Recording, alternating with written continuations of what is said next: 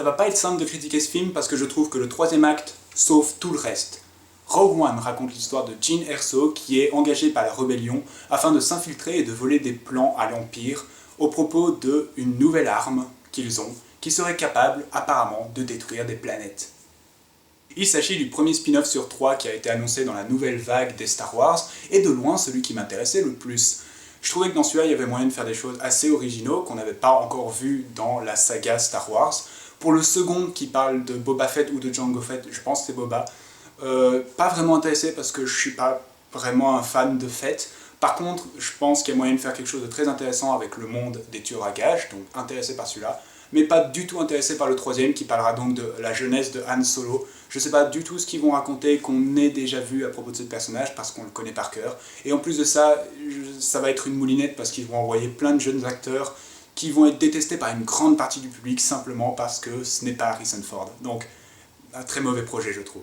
Pour revenir à Rogue One, je trouve qu'il y a vraiment plusieurs problèmes pendant le premier et deuxième acte du film. J'étais vraiment... mais... qu'importe, oui, c'est ni mauvais ni bon, mais je suis situé très au middle pour l'instant. Mais ensuite est arrivé le troisième acte, comme j'ai dit, et pour moi, ce troisième acte, donc les 40 dernières minutes, plus ou moins, c'est un grand troisième acte, est parfait, est super bien réalisé, donc oui, on va dire qu'en global, j'ai bien aimé le film. Je suis plus satisfait d'avoir vu la fin que d'avoir vu tout le reste, mais clairement, le film a été fait pour ces 40 minutes. Je vais faire comme j'avais fait avec Moana, je vais expulser ce que je n'ai pas vraiment aimé pour revenir ensuite à ce que j'ai aimé, donc vers la fin du film, mais aussi certains éléments pendant le film, faut pas déconner non plus. Il y a énormément de fanservice, et je trouve que dans celui-là, c'est malvenu. Je peux comprendre que dans le 7, il l'ait fait, même si c'était aussi malvenu. Je peux comprendre qu'ils essayaient de récupérer le public du 4, 5, 6, et qu'ils essayaient de les caresser dans le sens des poils, et de leur dire « Regardez, on est comme vous, on aime ces personnages, on aime ces situations, et on déteste les 1, 2, 3, donc on ne va parler que du 4, 5, 6. » Dans celui-là, je trouve ça malvenu parce que c'est un spin-off et ils auraient pu en profiter justement pour vraiment le mettre à part dans l'univers Star Wars et ils ont décidé que non, il fallait qu'il se lie. Donc en fait, c'est plus un préquel à Star Wars 4 et une suite à Star Wars 3. Avec les créatures fantastiques, malgré tout ce que je peux dire sur le film, ils avaient réussi à faire un spin-off où il n'y avait pas besoin d'avoir vu les Harry Potter et où on ne faisait pas sans arrêt des clins d'œil complices. Le film suffisait à lui-même. Rogue One, c'est pas du tout le cas. Le premier acte va très vite parce qu'on considère que le public sait ce qu'est Star Wars, sait ce qu'est la Force, ce genre de choses. Si vous êtes nouveau dans Star Wars et que vous n'avez jamais vu de Star Wars, si c'est possible, n'allez pas voir Rogue One, ce film n'est clairement pas adressé pour vous. Donc, beaucoup de fanservice, et du fanservice qui est vendu très différemment en fait. Il y a d'abord le fanservice vraiment purement inutile, qui ne sert à rien à part titiller votre nostalgie éventuelle, et qui donc rallonge le film avec 1 minute 30 secondes de parfaitement inutile parce que ça ne fait pas avancer le film, c'est juste pour que visuellement vous vous dites « Oh c'est lui, oh c'est ça » et ce genre de choses. Et non, ce genre de fanservice, je ne trouve pas ça du tout constructif. Pour une autre forme de fanservice, il y a des gens qui reviennent d'autres films et qui ont un rôle par contre dans le film. Donc tant qu'ils ont un rôle, théoriquement ça ne me dérange pas plus que ça, à condition qu'ils aient un rôle un tant soit peu intéressant et que ce soit pas juste passer derrière la caméra et faire « Nous existons ». Là-dessus, il y a 2-3 personnages qui rentrent dans ce rôle et qui sont souvent refaits par des images d'archives et de l'image de synthèse parce que, théoriquement, ou alors les acteurs sont morts, ou alors il n'y a pas moyen de se les procurer tels qu'ils étaient pendant 4, 5, 6, ce qui semble logique. Et donc, dernière forme de fanservice, il y a des personnages qui viennent pour faire le lien en fait, entre ce film et le film suivant, donc Star Wars 4, Le Nouvel Espoir, et qui, là j'aimerais dire quelque chose, mais je ne sais pas si je dois le considérer comme un spoiler. Théoriquement, on le sait depuis la 2e et 3e bande-annonce de Star Wars, et si vous avez vu les affiches du film, théoriquement vous le savez.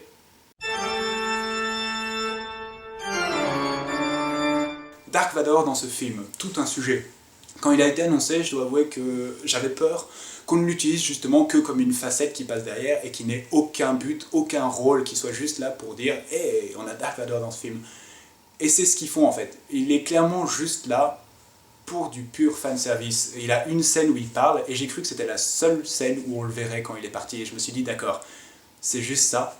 Sauf qu'à la fin vient une autre scène où là, pour le coup, je défends ce fanservice. Il fallait qu'il soit dans le film. C'est une scène toute bête où Dark Vador se bat contre des soldats de la rébellion, mais c'est la première fois qu'on a réellement vu Dark Vador en armure qui se bat avec une certaine aisance et une agilité. Dans le 4, forcément, il faisait attention à son matériel, il était vieux, donc pas vraiment un combat des plus mémorables. Le 5, extrêmement mémorable pour ce qui se passe, pour les gens qui se battent, mais encore une fois, niveau combat, ils font encore un petit peu attention à pas casser leur truc.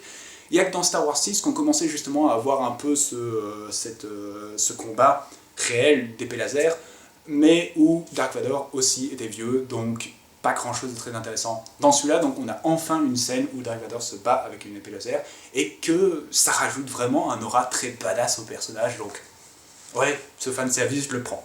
Ça, c'est pour les fanservice. Je trouve aussi que le scénario a du mal à se construire au début de l'acte 2, parce qu'il y a toute une chose qui font, tout un détour, toute une mission qui a lieu, qui au final est complètement inutile. Il y a un personnage qui est très important, on explique ses relations, on explique ses motivations, on explique ce qu'il était, ce qu'il devient, et il parle, il a beaucoup de scènes à lui, même d'ailleurs dans la bande-annonce, c'est lui qui parle pendant tout le long de la scène, qui s'appelle Saw, et au final ce personnage ne sert strictement à rien.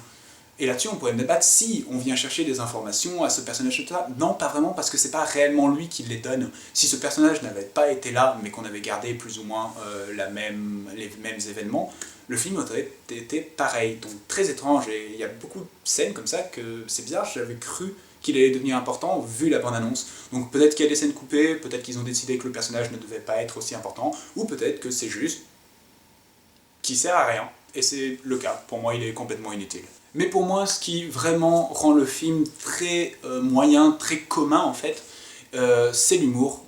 Je trouve qu'il y a beaucoup trop d'humour dans les nouveaux Star Wars.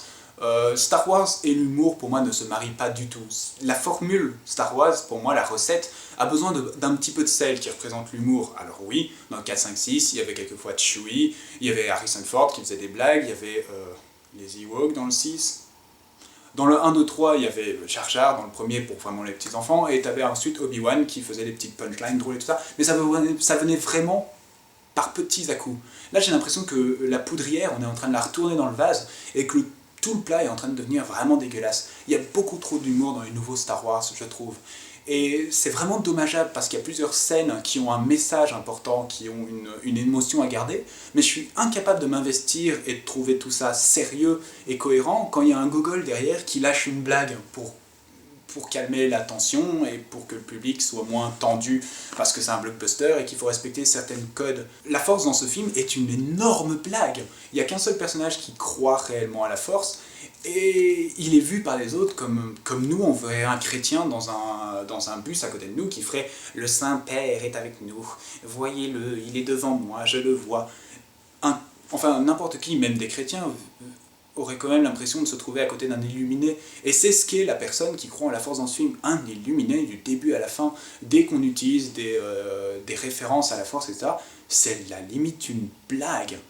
Ou alors, vers la fin du film, il décide de rendre ça tout divin, de rendre la Force divine, et on a droit à des Deus Ex Machina, mais énormes, où c'est juste pourquoi la Force. C'est la nouvelle excuse en fait. La prochaine fois qu'on dira pourquoi est-ce que ça arrive, on dira ta gueule, c'est la Force. C'est aussi une chose que le 7 avait décidé de faire, de rendre la Force divine, je sais pas d'où c'est venu, qu'il fallait avoir la foi, la croyance, etc.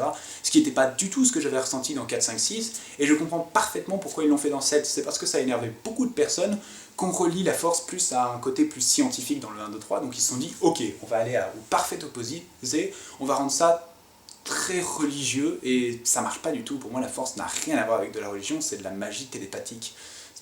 Mais le plus dommageable, c'est pour un des personnages. Il y a un personnage que vraiment je trouve très intéressant, un droïde, qui est le personnage principal, et pour une fois on avait un droïde qui était différent de tout ce qu'on avait eu. On a eu C3PO et R2D2 pendant les 6 films, et dans le 7ème film, le nouveau droïde qui est présent, BB-8, c'est en fait un R2D2 sur une boule, donc niveau design, il n'y avait pas non plus énormément de travail.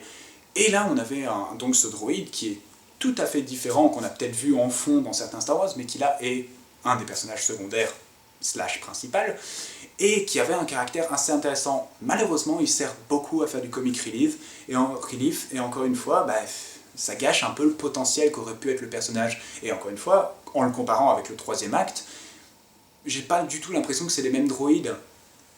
Donc oui, le 3ème acte représentait exactement le personnage que j'aurais voulu voir tout le long sur ce droïde. Je sais que je suis chiant avec cette question d'humour, mais je trouve que si il est pas bien dosé, ça fait vraiment trop formule de blockbuster, et j'ai l'impression que c'est ce que Star Wars est en train de devenir avec cette nouvelle vague, qu'ils sont en train de devenir des films très communs en fait, très banals, que c'est pas mieux qu'un Marvel, que c'est pas plus respectueux qu'un autre blockbuster, c'est juste un blockbuster parmi tant d'autres. Alors qu'avant, je trouvais qu'il y avait un peu ce respect, cette force, cette grandeur dans la mise en scène de Star Wars, que petit à petit, je trouve qu'on est en train de perdre vers quelque chose de plus commun, de plus mainstream.